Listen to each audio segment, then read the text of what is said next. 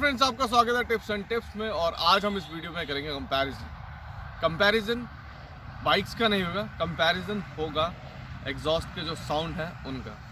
Video के beginning में आपने देखा जो जावा के ओरिजिनल एग्जॉस्ट है उनका sound after removing DP killer, और अब मैं आपको दिखाता हूँ रेड रूस्टर के जो एग्जॉस्ट है वो कैसे साउंड करते हैं।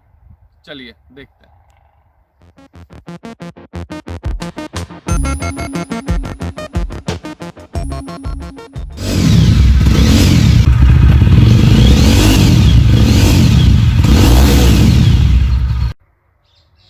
अभी आपने देखा दोनों एग्जॉस्ट का साउंड, आफ्टर मार्केट एग्जॉस्ट, और आपने देखे ओरिजिनल एग्जॉस्ट का sound after removing DP killer.